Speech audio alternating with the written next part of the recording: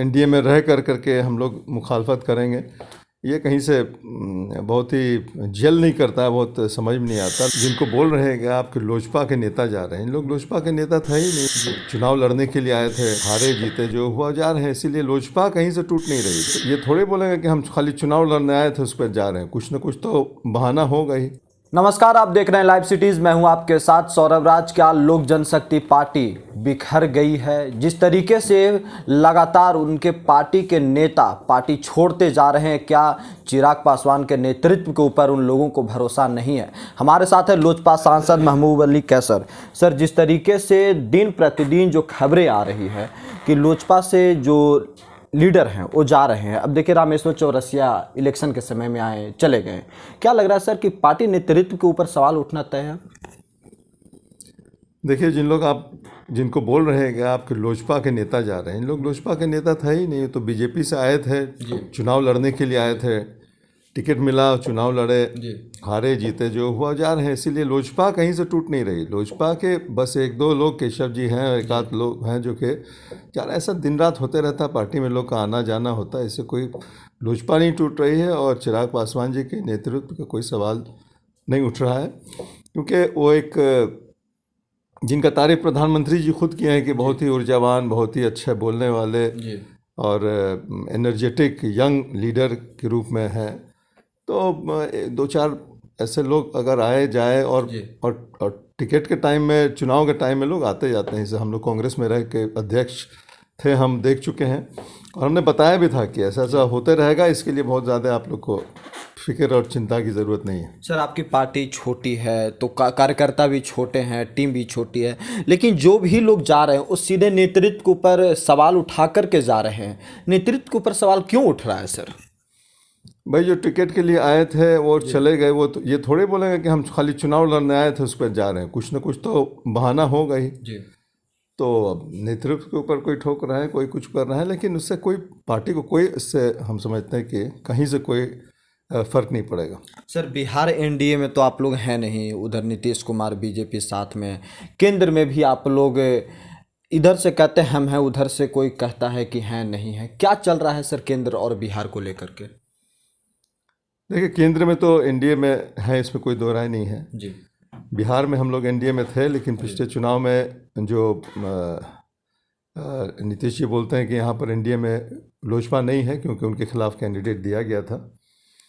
तो यहाँ के सेंटर में तो स्पष्ट है कि हैं, और चिराग जी का जो मामला चल रहा है आने वाले दिनों में वो भी तय हो ही जाएगा। हम लोग शुभकामना करते हैं उनके लिए। लेकिन चुनाव के टाइम में भी हमने कहा था, हमने सौरभ जी से कहा था कि ये जो एनडीए में रह करके हम लोग मुखालफत करेंगे, ये कहीं से बहुत ही जेल नहीं करता है, बहुत समझ में नहीं आता, लोगों को समझ में नहीं आएगा। लेकिन चलिए, जो हुआ हुआ। लेकिन जहाँ तक मूल सवाल आज का है कि लोजपा टूट रही है, ऐसी कोई बात नहीं है।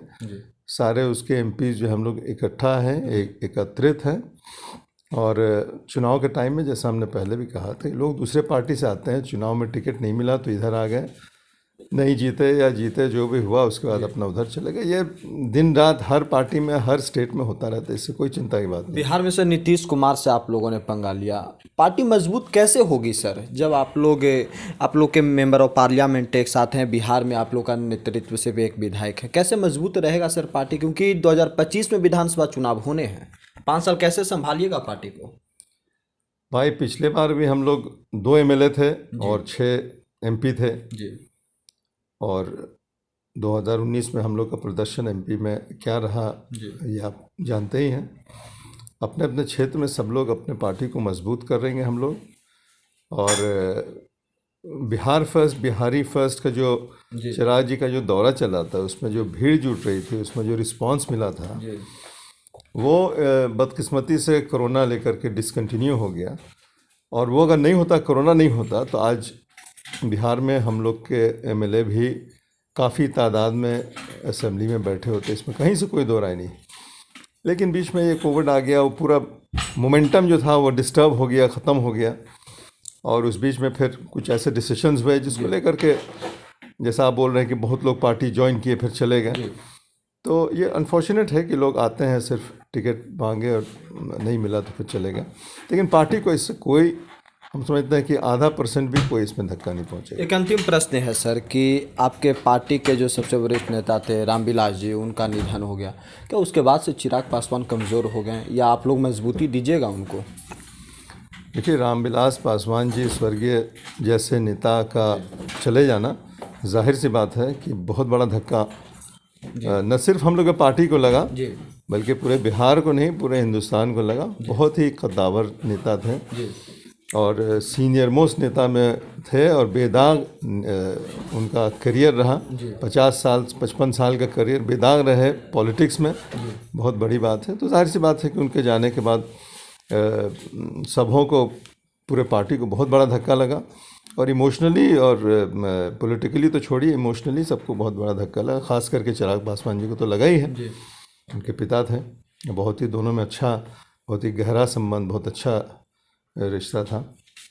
लेकिन चिराग जी के साथ हम लोग सब हैं, उनको मजबूती हम लोग देने के लिए सारे एमपीज़ हैं, सारी पार्टी है बिहार में।